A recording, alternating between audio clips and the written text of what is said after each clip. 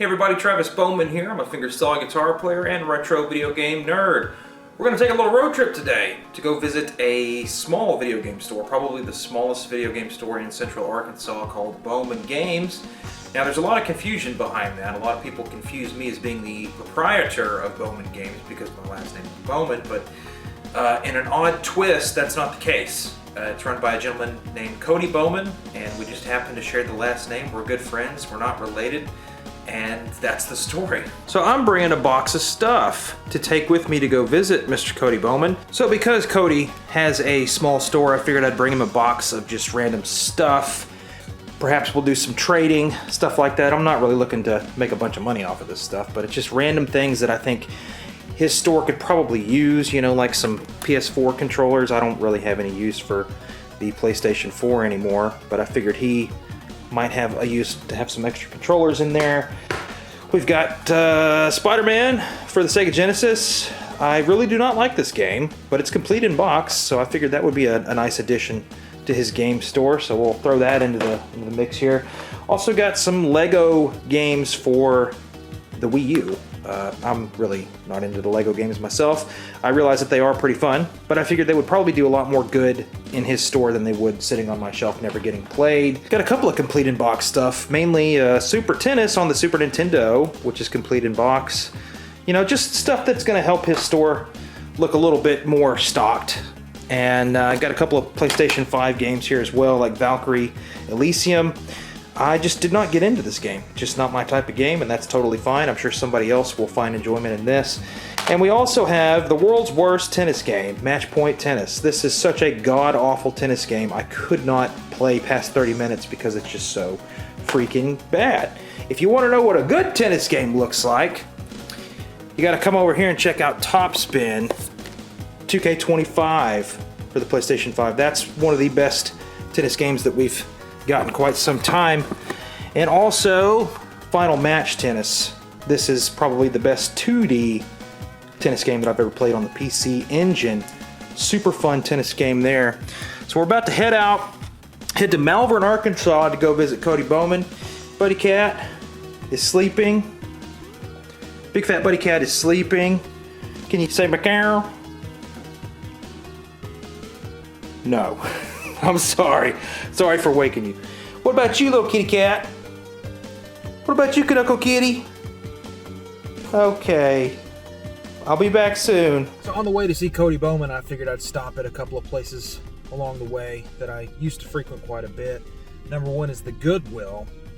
And I don't know about you guys. I don't know if Goodwill is just disappearing as far as like media in general, you know, electronics.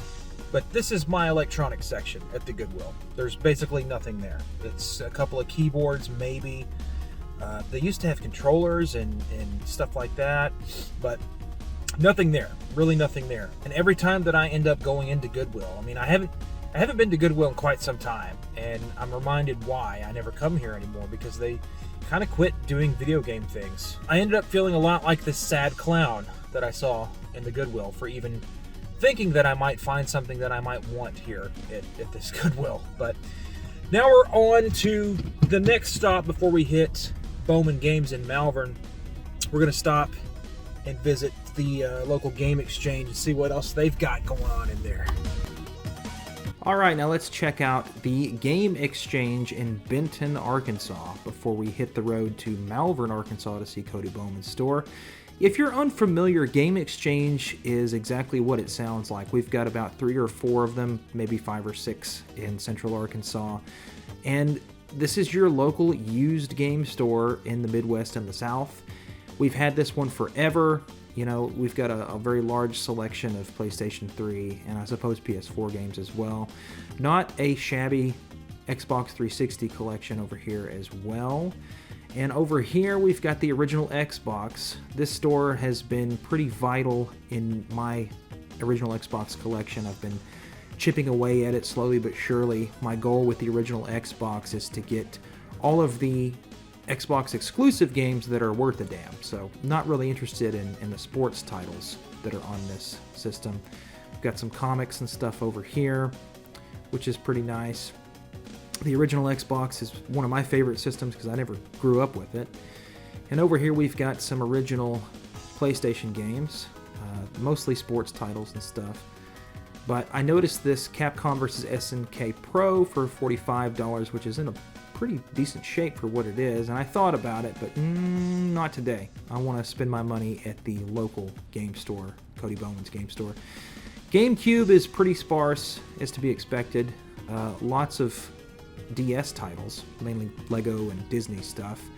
I noticed this Game & Wario for $75, which is kind of crazy to see on the store shelves. Usually that sort of thing would be behind the glass, but they do that a couple of times here at this particular game exchange. The PS2 selection is not looking great. There's not a lot of standout titles there, but of course I had to pick this up again, the Forever Kingdom, for $100 without the manual. That has been there since about 2021. It's pretty crazy to see. And the weirdest thing about Game Exchange is all this stuff. I'm a musician. I like, music and musical instruments, but this is not the place for that. It's very strange that they've begun selling power tools and stuff like that. We've got the Lonely Cartridge collection over here, a bunch of not good titles, as you can see there. And of course, who could forget the Funko Pop aisle at your local Game Exchange?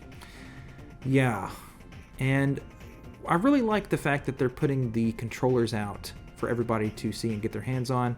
That is the most yellow Sega Dreamcast controller I have ever seen. Usually you see yellow Dreamcast controllers at for sale in Japan that look like that.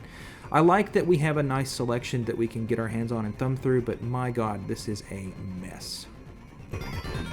Okay, so now we've got some glass case games, Shining Force CD, Shining Force 3, and I'm pretty sure that no-name Sega Saturn is a stall. And we've got 2 copies of Snatcher on the Sega CD for $1,000 a piece. Got some not as common Sega Genesis titles there as well. And I really wanted to take a look at some of the stuff that they have here, because I see some Japanese Dreamcast games, and that's kind of interesting. So I asked the guy, could I take a look? And so he plops it up on the counter, and it's obvious that I'm filming, but still, he kind of hovered over me the whole time, so I didn't get as much footage as I would have liked because of the pressure of being watched as I'm being filmed. I don't know, that's kind of weird. But I also noticed that he had some Geo CD games, which you just do not see. And there's no wonder that they're behind the glass in their own little bin. Some of these games are like $400 or $500, so I guess I understand why he was kind of breathing down my neck. I wanted to check out that Xenocrisis, which I already have, but I just wanted to see the price on it, which was $80. A lot of money for a great game, I suppose. And now we're going to check out the Central Station Flea Market, which is pretty much in the same shopping center as the Game Exchange. I don't know about you guys, every once in a while I like to go to the flea market. We've got a Frogger little mini arcade cab for $35. That's kind of expensive. I almost never luck out at these places. I don't know about you guys. If you ever go to flea markets, you can find some decent stuff, but finding video games for a decent price at the flea market is not something that happens anymore, at least not for me. I mean, I usually take my girlfriend with me just because it's a fun thing to do. We can find some hidden stuff, and most importantly, make fun of all the other stuff that shouldn't be there. Like, why would you try to be selling this sort of thing? This is not worth anything, and this should go into the trash. Typical flea market stuff. And I was hunting for the Arkansas Picker booth. He's a good friend of mine who lives in this area, and he's got his own game store. We didn't get to frequent that one this time because he's out of town. Amazon mystery boxes. What a scam. Let's not do that. Thank you very much. I did find this booth. Did not belong to the Arkansas Picker, but we've got some decent looking stuff in there. The prices are not that great in my opinion. Most of this stuff has likely been sitting here for quite some time. Wii U Pro controller there, that's kind of cool to see. And over here we've got stuff that's not hidden in the glass case. N64 controller that's quite filthy for $25 that somebody has written on with marker. A no-name SNES controller. And who could forget the awful Mad Catz controller for the Sega Dreamcast? That's always nice to see, I suppose. A couple other no-name crappy controllers. And the Nyko wand for your Nintendo Wii. And of course an original NES controller for $15. Who remembers getting that for a lot cheaper? I do. Crash and Burn for the Xbox. That's kind of cool, I guess. I don't know. The thing with flea markets like this for disc-based video games in general is that they're most likely very scratched up, but they're still at the market price, which is why I almost never get video games here at places like this, just for that reason. One of the reasons that I really enjoy Bowman games is because he's got a professional disc resurfacer, and he does a good job in making sure that all of his discs are good and working. I really was surprised to see a CRT, to be honest. You know, you used to be able to see these things all the time, but they are kind of disappearing, and it was kind of interesting to see that VHS combo CRT there. One interesting thing that I found was this Logitech PlayStation 2 headset that appeared to be completely new in the box for $20, and I was tempted, but I decided against it. Got some anime figures, DBZ stuff, which is kind of cool, I suppose. This one caught me by surprise. I was really confused when I was looking at this. This is the Sega Genesis 3-button controller, but what confused me was the fact that you've got a USB end right there, and I was very confused by that because I don't know. It took me way too long to figure out and remember that the Sega Genesis Mini came out not that long ago. I completely forgot about its existence, and it kind of threw me for a loop there. And you can even see me going back to it like, what the hell is this thing? But eventually I figured it out. Oh yeah, the Sega Genesis Mini, that's a thing.